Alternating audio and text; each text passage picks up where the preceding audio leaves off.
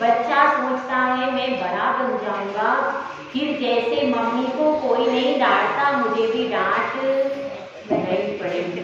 सब अपने अपने पापा जैसा बड़ा बन जाऊंगा, कुछ नहीं करना पड़ता, ऑफिस में बैठना पड़ता है और आराम से बैठना पड़ता है, कुछ भी नहीं। अभी मुझे दिन भर स्कूल में जाना पड़ता है, पढ़ना पड़ता है, खेलना पड़ता है, और घर में आओ तो मम्मी भी डांटती है, पापा भी डांटते, दादी भी डांटती, सब कोई। इसलिए मैं जब बड़ा बन जाऊंगा तो मुझे बहुत अच्छा लगेगा। ऐसा कौन सोचता है? छोटा बच्चा। अब बहू सोचती है कि देखो मम्मी को कितना आराम है, सब हाथ में मैं थाली देती हूँ, हाथ में भोजन की थाली देती हूँ, सारा घर का काम करती हूँ। तो ऐसे मम्मी जैसे बैठ करके आराम से बैठो अपने पाटे पर, अपने स्थान पर बैठो, अपनी सीट पर, और आराम से भोजन करो और दिन भर हुक्म चलाओ, ऐसा मेरे को करना है। क्या सोच रही हो? ऐसा सोचती है, क्योंकि देखो मम्मी को कितना आराम है, कोई काम नहीं करना पड़ता, दिन भर मम्मी मंदिर में बैठी रहती है, धर्म भी कर लेती है, ध्यान भी कर लेती है, और मैं दिन भर आराम करके पाप कमाती हूँ। तो ऐसा मुझे बनना। तो ऐसी भावना हर व्यक्ति को अपने पद में संतुष्ट नहीं होते व्यक्ति, जो उनका पद है, जो उनका स्थान है, उसमें संतुष्ट नहीं होते। यह सोचते हैं इससे बड़ा बन जाओ, इससे बड़ा बन जाओ, इससे ऊपर, इससे ऊपर। हर चीज में व्यक्ति ऐसी ही भावना खाता है कि नहीं खाता? तो भावना केवल भाने से क्या हम बड़े बन जाएंगे? बड़ा होने के लिए बड़े बड़े काम भी करने पड़ते हैं, तब जाकर के बड़े बनते हैं। कुछ ऐसा करो कि जिससे 3 लोग में आपके जैसा कोई हो ही नहीं, तो फिर 3 लोग आपके चरणों में झुक जाए। लेकिन हम काम तो छोटे करते हैं, लेकिन चाहते क्या है? हम बड़े कहलाएं। काम हमारे सब छोटे छोटे, लेकिन चाहते क्या है? हम बड़े कहलाएं, सब हमारा सम्मान करें, सब हमारे पीछे पीछे चले, हमारी बात को मान। तो ऐसा कभी भी होता नहीं। बड़ा बनने के लिए कोई बहुत बड़ा काम करना पड़ता है, जैसे कि बड़ा होता है। कौन कौन से बड़े आपने खाए हैं? यहाँ पर कौन कौन से चलते हैं? एक होता है दही बड़ा, और कौन सा होता है? मेदू बड़ा। दही बड़ा ज्यादा प्रचलित है, सब लोग पहचानते हैं, इसलिए आज दही बड़े की बात करेंगे। दही बड़े की कैसे बनता है भैया दही बड़ा? पहले क्या होता है? उड़द की दाल को पीसना, उड़द की दाल का ही बना लेते हैं ना, ठीक है ना? उड़द की दाल का, हाँ। क्या करते हैं? उड़द की दाल को पीसते हैं, पीसने के बाद क्या करते हैं भैया? मैंने तो भूल भाल है, बहुत साल हो गए। हाँ बताओ। हाँ, पहले उड़द की दाल को गलाना पड़ता है, पानी में गलती है, उसके बाद क्या होता है? मिक्सी में या सिलबट्टे पे उसको पीसते हैं। उसके बाद क्या होता है? तलना पड़ता है। उसके बाद क्या होता है? फेंट के फिर तलते हैं। उसके बाद फेंटा जाता है उसको अच्छे से, और उसके बाद फिर अच्छे से इतना फेंटते हैं कि उसमें एक भी गांठ ना रहे, बिल्कुल मुलायम होना चाहिए। गांठ रह गई तो दही बड़ा अच्छा नहीं बनेगा। उसको फिर क्या करते हैं? फेंटने के बाद में क्या करते? तलते हैं उसको, काय में? पानी में, तेल में तलते हैं या घी में तलते हैं, जैसा भी हो, उसमें तला जाता है। तलने के बाद फिर क्या किया जाता है? फिर उसको पानी में डाला जाता है। दोबारा पानी में डाल करके उसमें जो भी एक्स्ट्रा चीज थी वह सारी चिकनाई निकाल ली जाती, फिर वो बिल्कुल नरम नरम हो जाता है। फिर उसको दबा के देखा जाता है। जिस बड़े में गांठ होती है, यदि समझदार व्यक्ति होता है उसको पहले ही निकाल दे, ताकि मेहमानों के सामने फजीयत न हो। तो फिर अब उसको जो अब वो नरम नरम जब बन गए, तो अभी बन गया क्या? नहीं। अब उसके बाद फिर उसमें ऊपर से चटनी आदि डाला जाता है।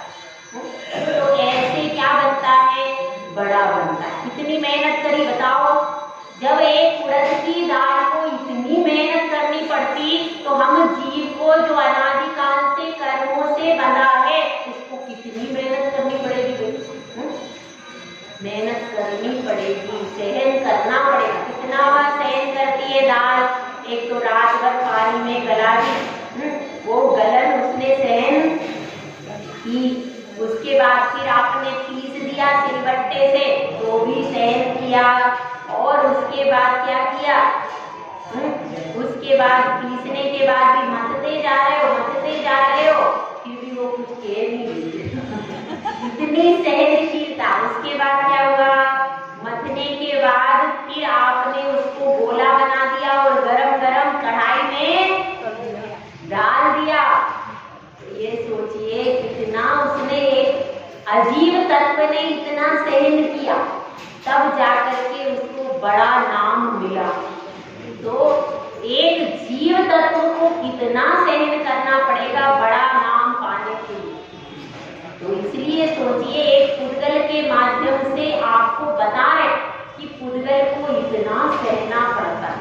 वह मेहंदी होती, मेहंदी को क्या करते हैं, पहले उसको पत्तियों को तोड़ते हैं, पीसते हैं, गलाते हैं, और उसके बाद वह रंग लाती है, और रंग लाती है तो रंग सबको अच्छा लगेगा। तो इस तरह से हर क्षेत्र में मेहनत करनी पड़ती है, तब जाकर के नाम बड़ा होता है। तो हमको भी, सबको भी मेहनत करनी पड़ेगी, बड़े तो हम सब बनना चाहते हैं। तो अब यहाँ पर बात चल रही है, बड़े तो हम सब बनना चाहते हैं। तो एक प्रश्न किया शिष्य ने कि आपने बता दिया चक्रवर्ती होते हैं, लेकिन अगर चक्रवर्ती भी परिग्रह सहित मरण कर जाए तो नरक में जाता है? हाँ, नरक में चला जाता है, परिग्रह इतना पाप का कारण है। तो फिर अगर वह धर्म करे, दीक्षा ले, तभी चक्रवर्ती का कल्याण होता है। तो इसलिए आपको एक ऐसा पद बताओ कि जिसको प्राप्त करने पर सब लोग हमारा सम्मान करें, 3 लोग चरणों में झुक जाए, और जो पद पा करके फिर कभी नीचे आना ना हो, हमेशा ऊपर ही ऊपर चढ़ते हैं। सब ऊपर रहना चाहते हैं। ऊपर की सीट सबको अच्छी लगती है कि नहीं? ये सीट अच्छी लग रही है? ऊपर की सीट कैसी लगती है भैया? सुहानी लगती है, अच्छी लगती है। और ऊपर की सीट तपस्या से मिलती है, बिना तपस्या के ऊपर की सीट नहीं मिलती। इसलिए ऊपर की सीट पाने के लिए प्रतिपल तपस्या करनी पड़ती है। एक दिगंबर संत प्रति क्षण तपस्या करता है कि नहीं? बहुत सारे उसके नियम है। 28 मूल गुण इतने बड़े, अलग से उसको तपस्या करने की जरूरत है?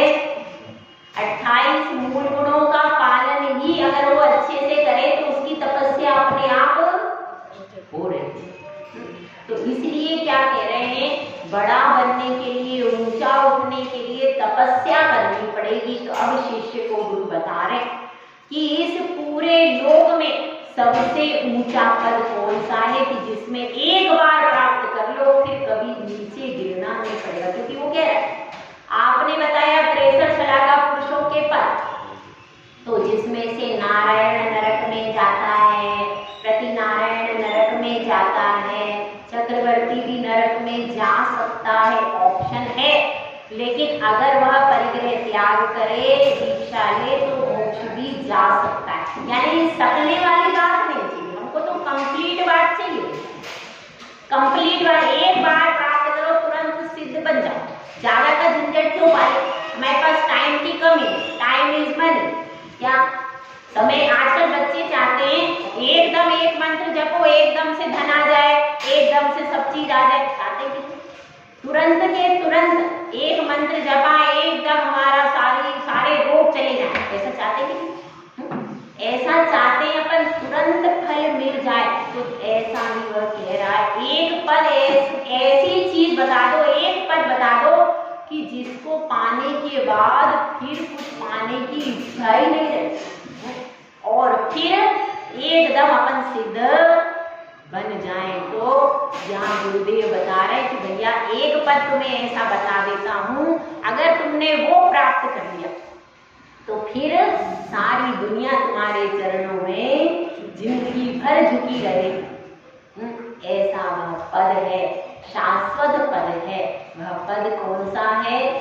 वह पद, इसके बारे में आचार्य शिव बता रहे हैं। अपन सब पढ़ते हैं गाथा नंबर 39।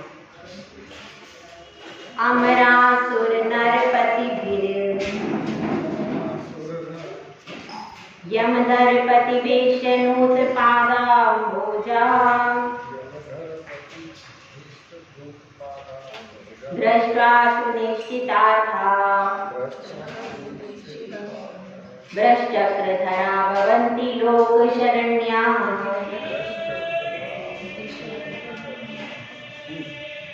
इसमें यह बता रहे हैं कि सम्यक दृष्टि जीव जो होते हैं वह क्या बनते हैं? वे बनते हैं तीर्थंकर, धर्म चक्र के धारी। तो तीर्थंकर, पहले अपन गाथा का अर्थ देखते हैं। अमरासुर नरपति भीर, अमर का अर्थ क्या है? देव। कौन से देव? 16 स्वर्ग के देव जो है, और भी ऊपर के जितने भी देव हैं, तो वे जितने भी देव हैं अमर। दूसरे असुर, असुर कहाँ रहते हैं? पाताल लोक में। तो पाताल लोक में रहने वाले असुरेंद्र और अमर यानी देवेंद्र, ऊपर के सब ऊर्ध्व लोक के समस्त अमर हो जाएंगे। और असुर का मतलब क्या है? जो धर्मेंद्र आदि जो है, नीचे के जो देव हैं, कौन से? व्यंतरवासी और भवनवासी, उनके जो देव हैं वो काय में आएंगे? असुर। और नरपति भी, नरपति मतलब कौन है? चक्रवर्ती, चक्रवर्ती। यमधरपति देश, यमधरपति का अर्थ क्या है? यम का अर्थ होता है जीवन भर लिया जाने वाला संकल्प। नियम का मतलब क्या होता है? कुछ समय के लिए जो संकल्प लिया जाता है उसको नियम है, और जो जीवन भर निभाने का संकल्प ले लिया जाता है उसको यम है। जैसे आप बताइए, आपका रात्रि भोजन का कब तक का त्याग है? तो आपका वह यम है। और जैसे साधु 5 महाव्रत आदि लेते, कब तक के लिए लेते? जीवन भर के लिए। यदि पालन नहीं होता तो फिर समाधि करते, ठीक है ना। तो ये जो हमने नियम लिए हैं, आपने भी जैसे कोई एक आध नियम ले लिया, ब्रह्मचर्य व्रत कोई ले लेता है, घर में रहकर भी लोग लेते हैं, कोई ब्रह्मचर्य व्रत ले लेता है जीवन भर का। तो जितने भी जीवन में नियम ले लिया जीवन भर, तो वो कौन सा हो गया? यम। जो जीवन भर के लिए लिया जाता है उसको यम कहते हैं। और जो कुछ समय के लिए, भाई अभी कब कितनी देर का रात्रि भोजन त्याग है? तो जब तक मंदिर में बैठे हैं, कुछ लोग इतना भी करते हैं, जब तक मंदिर में बैठे हैं तब तक हमारा आहार पानी का त्याग है। वो क्या है? नियम है। मंदिर से बाहर निकलने के बाद घर पहुंचे और तुरंत शुरू हो गया, तो ये क्या हो गया? यह नियम है। तो इसलिए यमधर विष का मतलब क्या है? यमधर का मतलब है जो यम की साधना करते हैं, जो नियम और नियमों की साधना करते हैं। ऐसे जो साधु हैं, जो संत हैं, वे संत भी कैसे हैं? वे भी जिनके चरणों में झुकते हैं। दृष्टा सुनिश्चिता, जिन्होंने बिल्कुल एकदम अर्थ यानी अभी अर्थ का क्या है? अर्थ मतलब पदार्थ। अर्थ मतलब क्या है? पदार्थ। पदार्थों के ज्ञान को जिन्होंने सुनिश्चित कर लिया है। और वृष चक्र धरा भवंती लोक शरण्य, वे कौन होते हैं? वृष चक्र धरा अर्थात पूरे लोक में धर्म चक्र का प्रवर्तन करने वाले, लोक की शरणभूत, लोक के लिए शरणभूत। हाँ, इसमें आप जान लीजिए जो तीर्थंकर होते हैं उनको 100 इंद्र नमस्कार करते। कौन कौन से होते हैं 100 इंद्र? भरणालय 40, बिंदरादि होती 32, कप्पा मर 24, इंद्रो सूरो नरो 3। ठीक है, भवनवासी के कितने हो गए? 40। भवनवासी के 40 हो जाते हैं और भवनवासी के 40, व्यंतरादि देवों के 32, कल्पवासियों के 24। और फिर उसके बाद क्या बचा? नर, यानी कौन सा? चक्रवर्ती। और इंद्र, इंद्र में कौन आएगा? सिंह। सिंह, पशुओं में इंद्र कौन हो गया? सिंह। मनुष्यों में इंद्र कौन हो गया? चक्रवर्ती। और क्या बचा? चंद्रमा, ज्योतिषी देवों का इंद्र हो गया चंद्रमा, और सूर्य हो गया पृथ्वी। तो इस तरह से ये पूरी 100 की संख्या किसको नमस्कार करती है? तीर्थंकर भगवंत, यानी इस लोक में सबसे बड़ा अगर कोई है तो कौन है? तीर्थंकर। चक्रवर्ती हो, नारायण हो, प्रति नारायण हो, सब और भी कितने भी श्रेष्ठ कला का पुरुष हो, सब नमस्कार तीर्थंकर को ही करेंगे। यहाँ तक कि केवली भगवान भी है तो भी केवली भगवान समोसरण में विराजित होंगे, वो किसी को नमस्कार नहीं करेंगे, लेकिन फिर भी तीर्थंकर प्रमुख होंगे। तीर्थंकर मुख्य होंगे, वो गंधकुटी में विराजेंगे, और केवली रहेंगे उन्हीं के लेवल के, पर सामने विराजेंगे। मुख्य स्थान पर कौन रहेगा? ठीक है, तो तीर्थंकर इस लोक में सबसे बड़े। अब इस चीज को अपन समझ लें कि तीर्थंकर प्रकृति का बंध कैसे? तीर्थंकर बनने की भावना है कि नहीं है? सब चाहते हैं कि हम तीर्थंकर, एक बार में काम निपट जाएगा, बार बार झंझट खत्म, एक बार तीर्थंकर बनो और सीधे सिद्ध शिला पे चले जाओ और अलौकिक वैभव को पाकर। क्योंकि देखिए तीर्थंकर भगवान, उनकी यात्रा कब से शुरू होती है? पिछले भव में, जो पंच कल्याणक के तीर्थंकर होते हैं। क्योंकि पंच कल्याणक के तीर्थंकर कहाँ कहाँ होते हैं? भरत और ऐरावत क्षेत्र। भरत और ऐरावत क्षेत्र में कौन से होते हैं? पंच कल्याणक वाले तीर्थंकर। तो पंच कल्याणक वाले तीर्थंकर जो बनते हैं, उनको पूर्व भाव में क्या करना पड़ता है? पंचेंद्रिय संगी पर्याप्त और गर्भज जो जीव होता है, कौन सा होता है? कर्म भूमि का जीव होना चाहिए। क्या क्या कंडीशन है?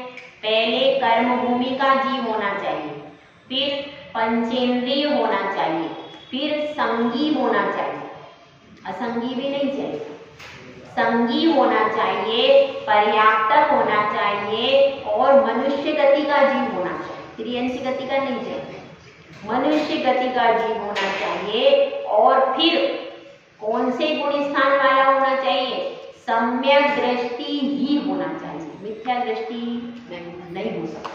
इतनी बड़ी प्रकृति का बंध कर रहा है तो वह सम्यक दृष्टि ही होता है। सम्यक दृष्टि में कौन कौन से सम्यक दर्शन में तीर्थंकर प्रकृति का बंध होता है?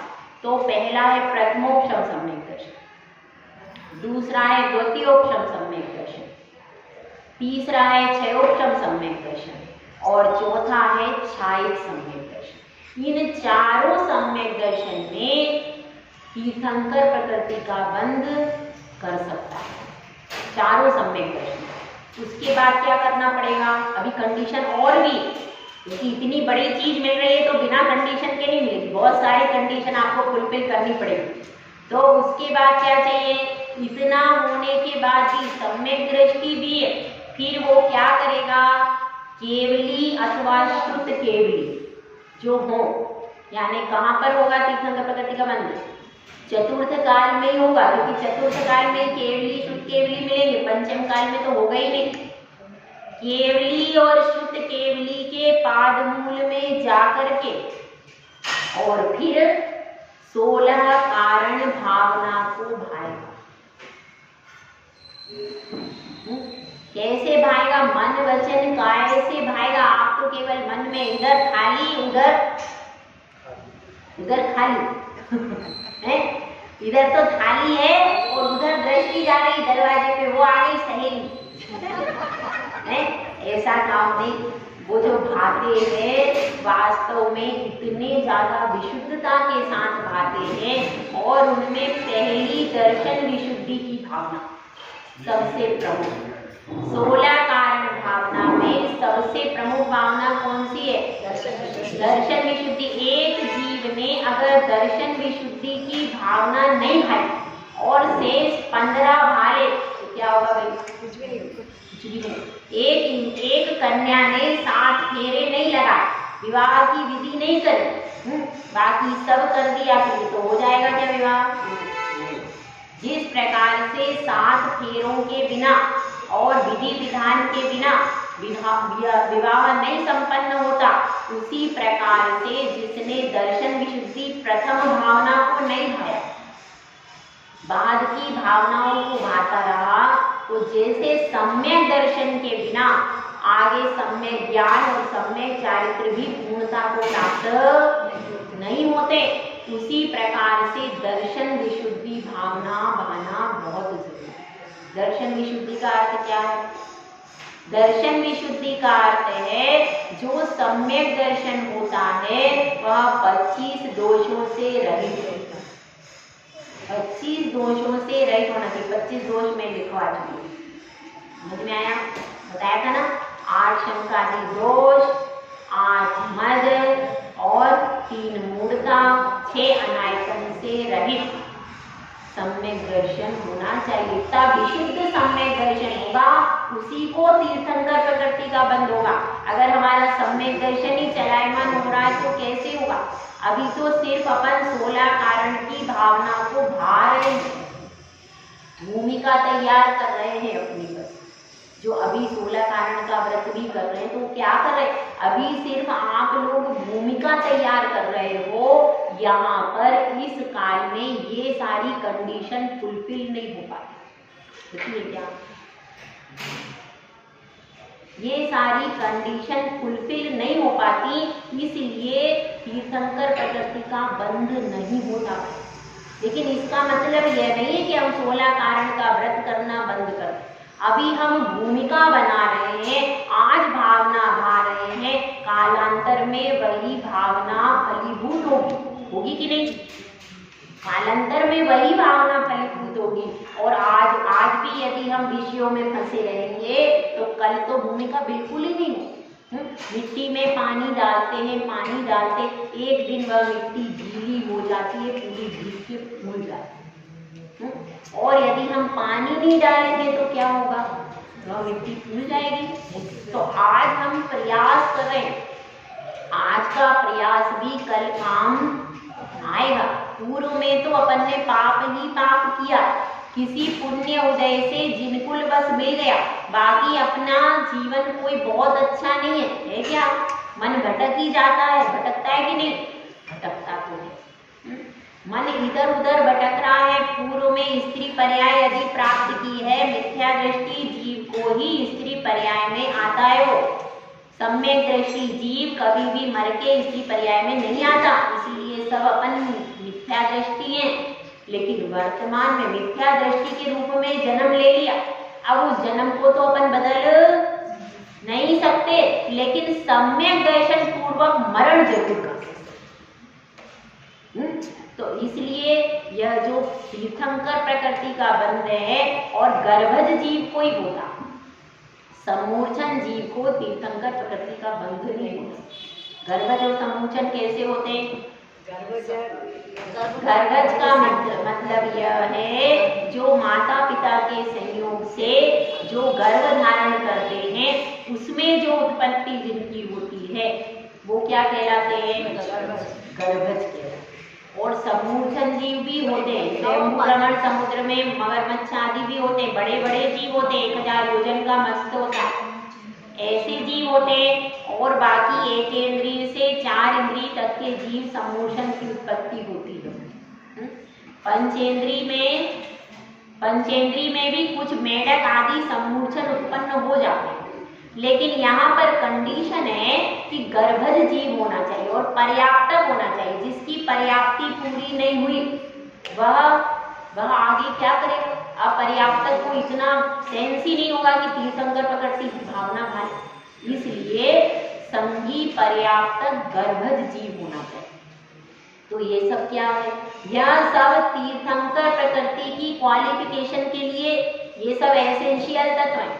जैसे कहीं भी बड़ी पोस्ट के लिए आप जाओ तो आपको बड़े बड़े सर्टिफिकेट दिखाने पड़ते। ये तीर्थंकर प्रकृति का यदि आपको बंद करना है तो ये सर्टिफिकेट सब लेकर के आ जाओ। ये सारे सर्टिफिकेट होंगे, केवली शुद्ध केवली का साइन होगा उसके ऊपर।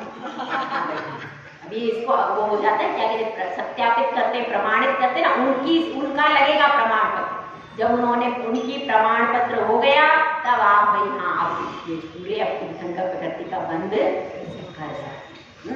तो ये सारी उसमें कंडीशन है। इतनी कंडीशन जब पूरी होती है उसके बाद भी उस व्यक्ति की उपादान क्षमता, वह व्यक्ति केवली शुद्ध केवली के पादमूल में भी बैठा, लेकिन बैठने के बाद भी उसकी स्वयं की विशुद्धि स्वयं सबसे ज्यादा महत्व वाली है। सब कुछ मिलने के बाद भी ये जरूरी नहीं है कि वो अपनी विशुद्धि कर ले, क्योंकि उसके भी परिणामों की विशुद्धि महत्व रखती है। तो उतनी विशुद्धि भी बनानी पड़ती है। 16 कारण भावनाएं इतनी गहराई के साथ वह बाता है कि समस्त जगत का कल्याण और समस्त जगत के कल्याण की भावना और स्वयं के कल्याण की भावना। अपना मैं भी को पाऊं, मेरे साथ जगत के दुखी जीव भी मोक्ष को, ऐसी जगत कल्याण की बहु भावना और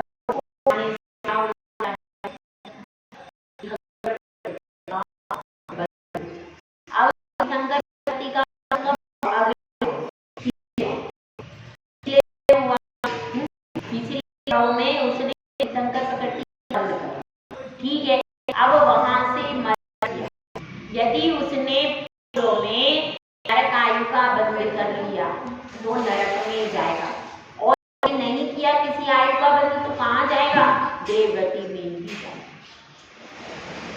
आयु कर्म ऐसी चीज है कि जो एक बार बंद हो जाए तो फिर वहीं पर जाना पड़ता है। सिर्फ आपको आयु में कंसेशन हो जाएगा पर जगह का कंसेशन नहीं होगा, ऐसा। तो इसलिए और तीर्थंकर प्रकृति का बंद करने वाला नियम से 3 भव में मोक्ष चला जाता है।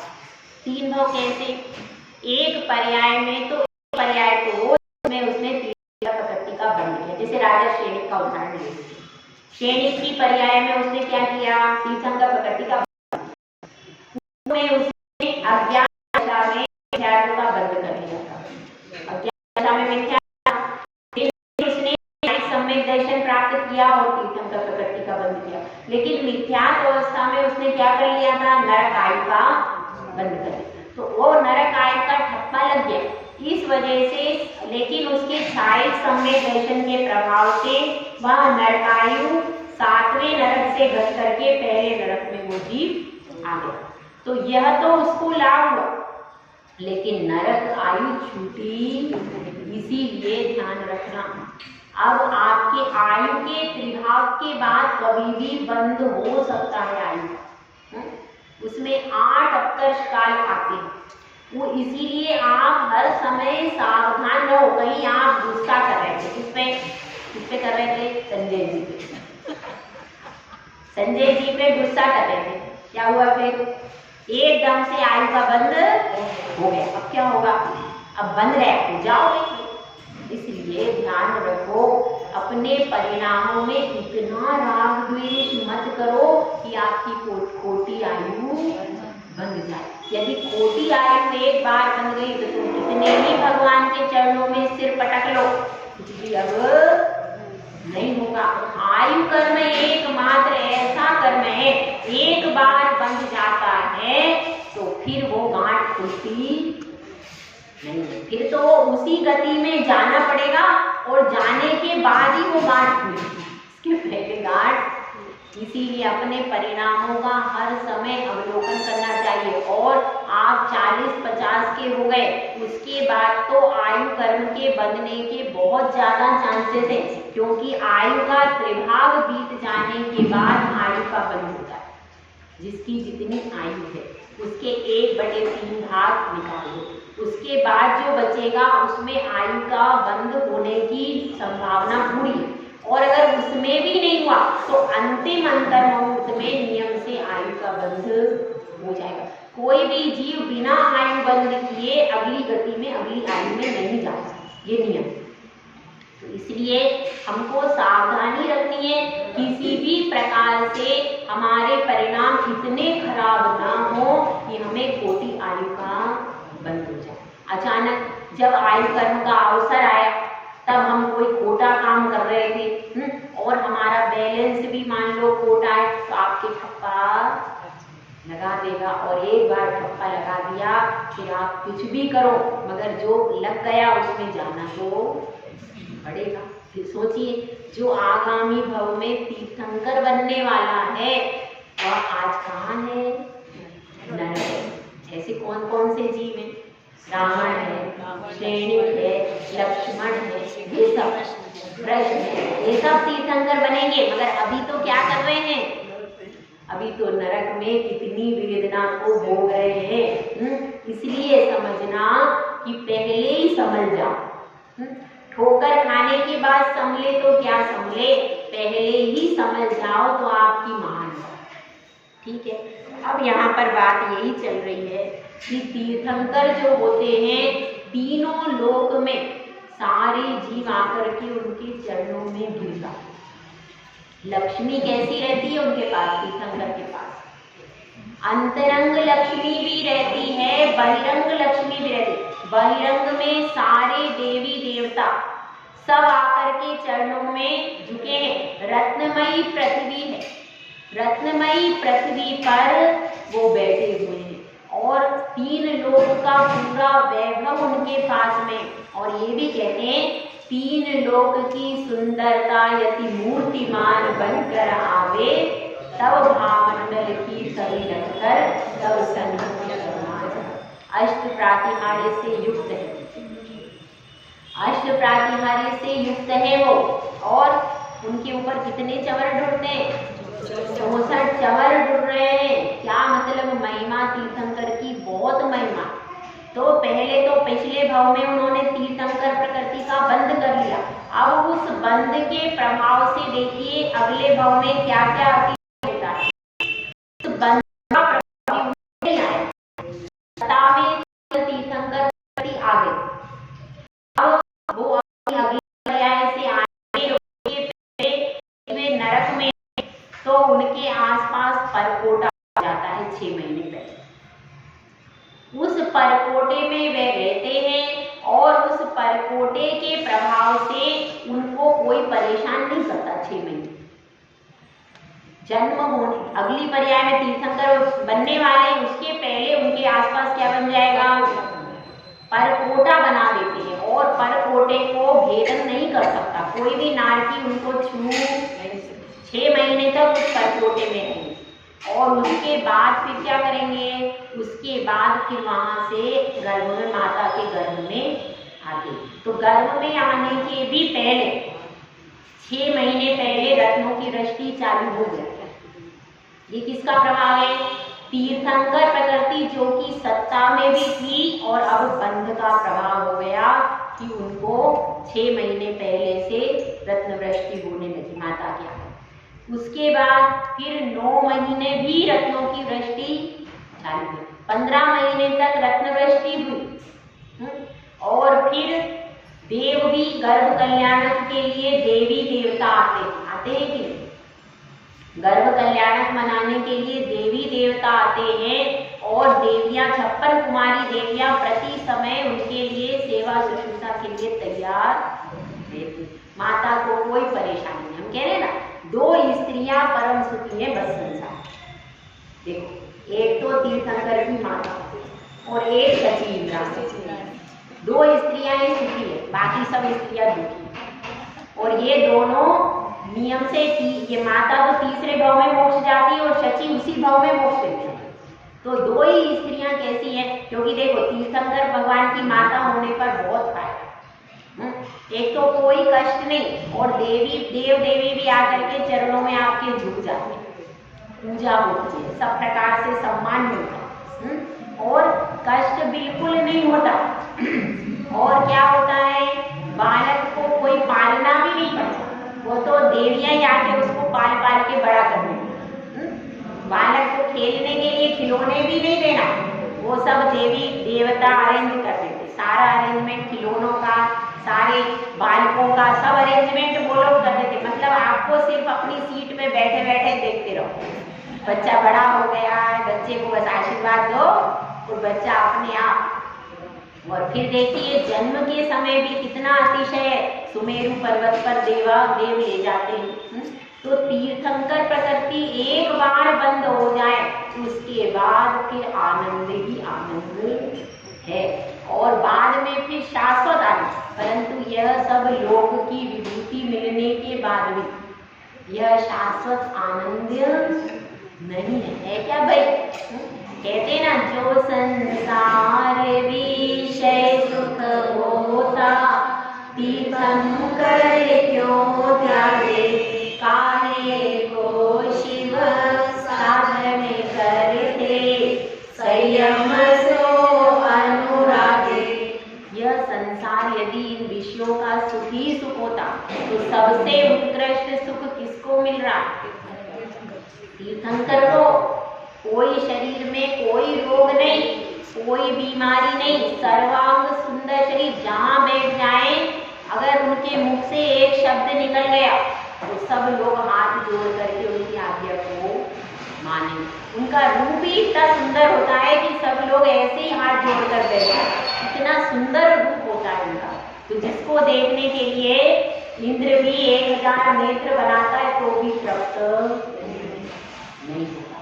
तो ऐसा सुंदर रूप और वैसे ही उनके गुण, शांत होते, नित्य प्रिय ही बोलते, बहुत संयमित जीवन होता है तीर्थंकर का, ऐसा साधारण नहीं, बहुत संयमित जीवन।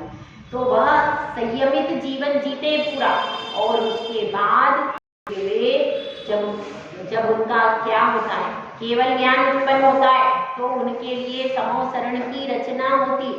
तीर्थंकर प्रकृति का बंध तो हो जाता है चौथे गुण स्थान तक से 8वें के 6ठे भाग पर्यंत, चौथे गुण स्थान से लेकर 8वें के 6ठे भाग पर्यंत होता है। ये तो उसका बंध है। बंध के बाद वह उदय कब आती है?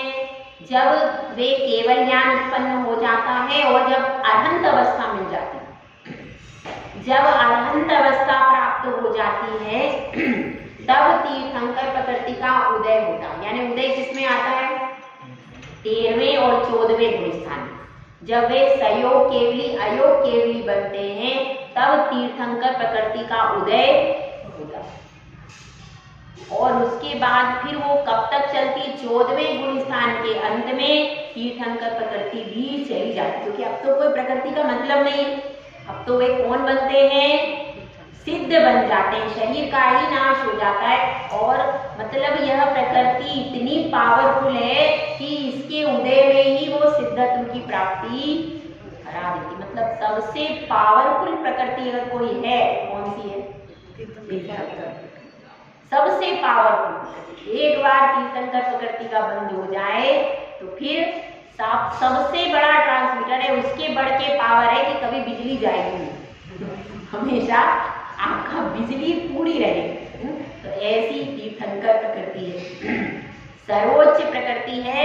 और उस प्रकृति के प्रभाव से यह जीव नियम से उसी भाव में, दूसरा भाव भी नहीं लेना पड़ेगा, उसी भाव में मोक्ष सुख को, शाश्वत सुख को पा लेता है।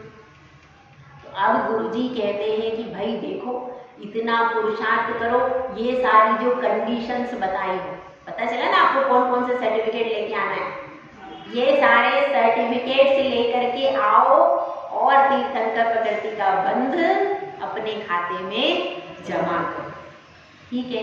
अब यह प्रश्न कर रहा है शिष्य कि आप बार बार एक ही बात कहते हो, कि मोक्ष है, मोक्ष का सुख है, मोक्ष का सुख है।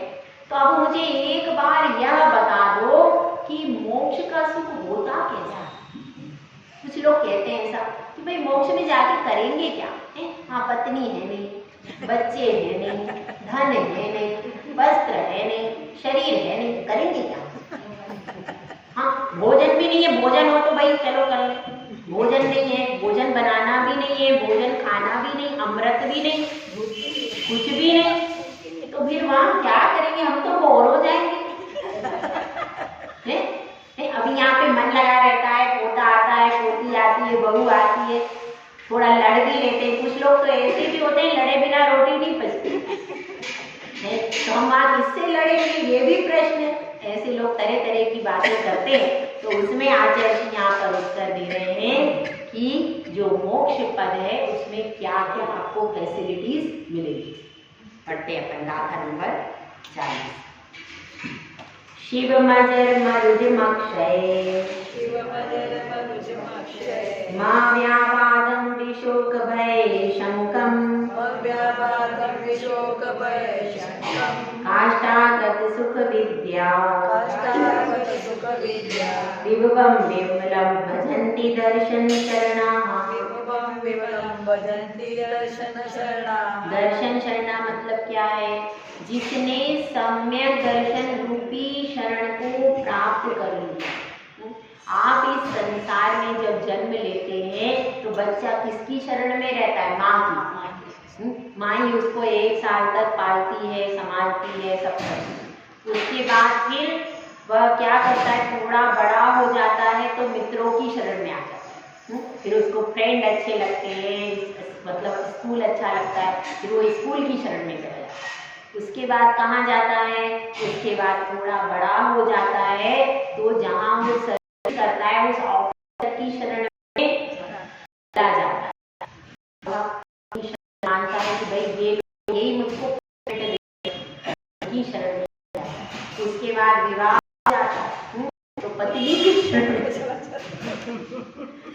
भाई भोजन तो वही देगी, आप कितना ही कमा लो, अगर वो भोजन नहीं दे, एक दिन कले कर दे तो क्या करें? आप सिर्फ कमा सकते हो, उसके आगे आपकी कैपेसिटी नहीं है। तो भोजन तो वही देगी, तो वो बना के देगी, तो इसलिए उसके पास आ जाते हैं भैया। उसके बाद क्या होता है? फिर बच्चे हो जाते हैं तो संतान हो गए, फिर क्या होता है? फिर रत्न की फिर बहू बना के देती है। फिर आपका भाग्य बहू बना के देते तो बहुत बड़ा सौभाग्य। तो अब बहू बना के देते तो उसकी शरण में चले जाते। फिर बाद में बूढ़े हो जाते हैं, पोते के पीछे पोता उंगली पकड़ के चलता है, चलो पापा मंदिर, चलो बेटा, चलो दादा, तो चलते हैं कि नहीं? तो इस तरह से इस लोक में हम शरणों को बदलते रहते हैं कि नहीं? कभी किसी का सानिध्य। लेकिन एक बार आप सम्यक दर्शन की शरण ले लो, एक बार सच्चे वीतरागी भगवान की शरण ले लो, फिर आपको किसी की शरण लेने की जरूरत नहीं। ऐसे ही आप कल्याण के मार्ग को बढ़ जाते। तो इसमें बताया है जिसने दर्शन की शरण ली है, ऐसा जो जीव है वह मोक्ष सुख प्राप्त करता है। वह मोक्ष सुख कैसा है? शिव का अर्थ है कल्याणकारी। शिव का अर्थ क्या है? कल्याणकारी है। इसमें कोई अकल्याण की बात नहीं, हमेशा आपके लिए कल्याणकारी होगा, सुखप्रद होगा। शिव मतलब सुखप्रद, अनंत सुख मिलता है कहाँ पर? मोक्ष में। और धर्मेंद्र का सुख, धर्मेंद्र का भी पूरे काल का सुख। और धर्मेंद्र कहाँ पर है? भव्यंतर, भवनवासी। हाँ, पाताल लोक में नागेंद्र जो, तो उसका सुख, उसके सुख के ऊपर किसका सुख है? फिर काहे का? फिर देवेंद्र आदि का सुख, फिर नवग्रेवयक आदि का सुख, वो सारा सुख, वो भूमि के जीव का सुख, चक्रवर्ती का सुख, सारा सुख भी आप इकट्ठा कर लो तो भी सिद्ध भगवान का एक क्षण सुख उससे अनंत अनंत, मतलब इस संसार के जितने सुख कहे एक क्षण के सुख के आगे फीके कुछ भी नहीं। क्यों? क्योंकि ये सब पराधीन सुख है और वो स्वाधीन सुख है। जो अपनी वस्तु है उससे जो सुख मिलता है, आप स्वयं देख लो, एक आपकी स्वयं की वस्तु है और एक दूसरे की वस्तु है। दूसरे की वस्तु भी अपने बैग में रखी और अपनी वस्तु भी बैग में रखी, तो भी आपको विकल्प किसका ज्यादा हो? अपनी वस्तु है तो अपन निश्चिंत है, कोई बात नहीं, हमारा ही मोबाइल है, हमारा ही पैसा, हमारा ही पर्स। और दूसरे का आप थोड़ी देर के लिए लेके आ गए, अब आपको खटखटी लगी रहेगी, भाई इसका वापस लौटाना है, इसका देना है, इसका करना है। अपनी वस्तु में जब लौकिक व्यक्ति भी सुखी नहीं रह पाता है तो फिर पारलौकिक सुख पर की वस्तु से कैसे हो सकता है? वह तो अपनी वस्तु से ही मिलेगा। तो इसमें यही बता रहे शिव मजर यानी जरा से रहित। सबसे बड़ा दुख क्या है? बुढ़ापा। बुढ़ापा सबसे बड़ा दुख है। बुढ़ापे में शरीर में बहुत सारे रोग लग जाते हैं और शरीर पूरा शिथिल हो जाता है। फिर हम धर्म करने के लिए चाहते हैं तो भी नहीं कर पाते। फिर मरुज, फिर क्या है? रोग हो जाए। अगर बचपन में ही रोग हो जाए तो पूरी जिंदगी उसी रोग में बीत जाती है। तो रोग वाला तो क्या नहीं होता? बुढ़ापा नहीं होता और क्या नहीं होता? रोग नहीं होता और फिर क्या नहीं होता? अक्षय। वह सुख ऐसा नहीं है कि नष्ट हो जाएगा। एक बार आपने मोक्ष का शाश्वत सुख प्राप्त कर लिया तो कभी भी नष्ट नहीं होगा। अव्याबाधा, जिसमें कोई बाधा नहीं होती। अब आप भोजन के लिए बैठे थे थाली में और अचानक फोन आ गया, हाँ भाई उधर रात आ रहा है, चलो मंडी में चले जाओ। भोजन करने में अंतराय बीच में हो गया, अंतराय हो गया। अब हम नहीं चाह रहे, आहार के लिए गए, बीच में क्या हुआ? बीच में बालीचंद आ गए, कहीं चूहा चंद आ गए, कोई भी आ जाता है। तो कोई भी आ गया तो क्या हो गया? अंतराय हो गया। अभी तो अपना सुख क्या है? पराधीन, मतलब बाधा से रहित है। अपना सुख सबका कैसा है? बाधा से सहित है। अब कुछ ऐसी परिस्थिति हो जाती है, लोग भोजन करना चाहते हैं पर भोजन पचता नहीं। सब बाधाओं से सहित सुख है अपना। लेकिन भगवान का जो सुख है, सिद्ध भगवान का, उसमें कोई भी बाधा, कोई भी अंतराय नहीं आता है। और क्या होता है? विशोक, शोक से रहित, कोई भी दुख का अंश भी नहीं। इतना आनंद है कि उसमें शोक नहीं है। अब यहाँ तो भैया किसी के मरने पे जाओ तो रो नहीं, तो वो कहे भैया ये तो देखो तुमको दुखी नहीं है। और किसी का पति मर जाए, बाई चांस बहू ना रोए तो, और सास अगर सास मर जाए और बहू ना रोए तो वो भी परेशानी है। देखो हाँ ये तो चाहती नहीं थी, देखो ये तो बिल्कुल चाहती नहीं थी, बिल्कुल एक आंसू नहीं गिरा, अरे एक आंसू नहीं गिरा। भले वो दिल से चाहती हो पर सामने आपको टप टप करना पड़ेगा। अगर आप टप टप नहीं करोगे तो समाज की महिलाएं तो जरूर बोलेंगे। पुरुष एक बार नहीं बोले पर महिलाएं तो बोले बिना नहीं रहेगी। हाँ तो चाहती नहीं थी। तो इस तरह की औपचारिकताएं करनी पड़ती है कि नहीं? किसी के परिवार में किसी का मरण हो तो परिवार के व्यक्ति को तो आंसू बहाना ही पड़ेगा। यदि वो नहीं बहाता है तो लोग परेशान करने लगते हैं, बातें करने लगते हैं, ऐसी स्थिति। तो आंसू, तो इसमें शोक, तो कभी भी उसको किसी प्रकार का मरण का प्रसंग नहीं, क्योंकि परिवार ही नहीं है, मरण होगा का? शरीर ही नहीं है, मरण होगा किसका? या तो परिवार में किसी का मरण होता है या शरीर का होता है। शरीर है नहीं, परिवार है नहीं, तो इसलिए उनको कोई शोक का प्रसंग नहीं है। भय भी नहीं, भय किसका? शरीर जो दिखता ही नहीं है वो भय, उसको भय कैसा?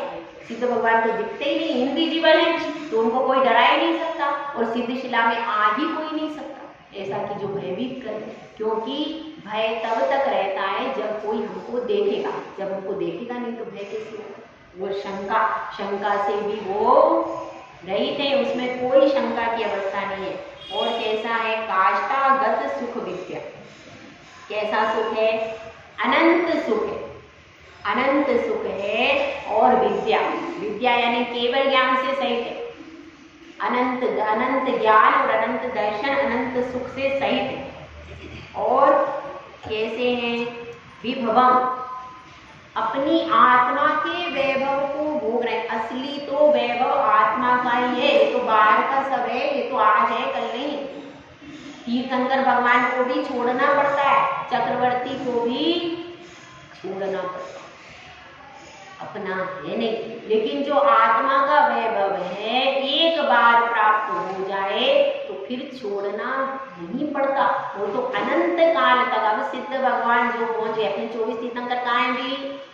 सिद्ध पद में है, तो अब उनका सुख कभी कम हो जाएगा क्या? नहीं होता।